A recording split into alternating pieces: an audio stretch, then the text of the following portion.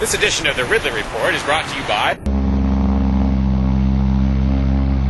NHLibertySA.com. They know what to call it. Shire silver. But what will it look like? It's anybody's guess.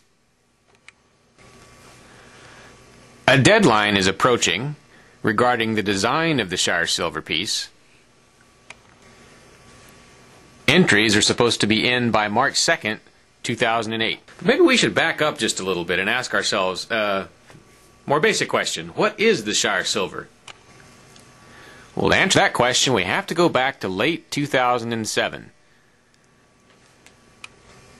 On November 14th of that year, FBI and Secret Service agents raided the offices of the Liberty Dollar. The Liberty Dollar is a private silver-backed currency which was headquartered. Its headquarters were based in Indiana. Although LibertyDollar.org apparently has survived the raid, its activities have had to be limited because most of its gold and silver were confiscated.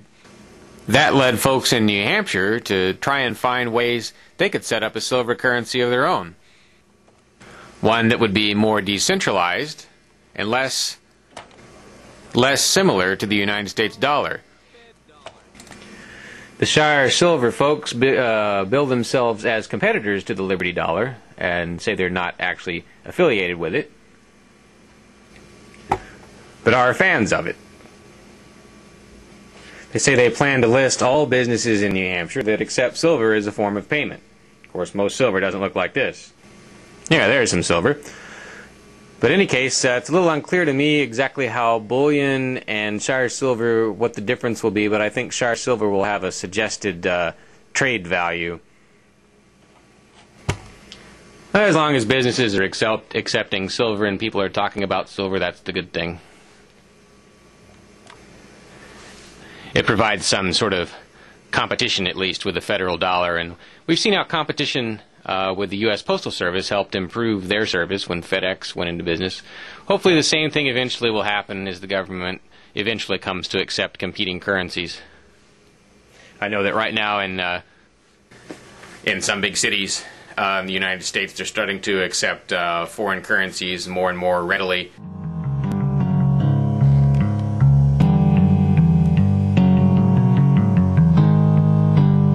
And I think that will continue to be the trend as the dollar falls. There will be all kinds of ways of reaching out for additional currencies. And hopefully Washington will start to realize that that's something people need to do in order for Washington's citizens of the United States to prosper. We're going to need to have a currency that we can use. And if they can't provide us one, we need to be able to build one of our own or use foreign currencies. The Liberty Dollar raid also indirectly spawned the creation of a alternate paper currency in New Hampshire, the source files of which will be made available to the public so anyone can print it.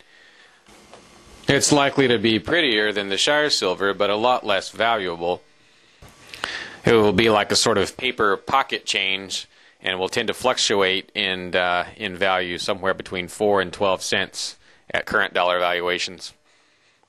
Essentially, it will be a paper-backed paper, valued only for its artistic value and its usefulness in conveying messages, generally messages of a pro-liberty variety.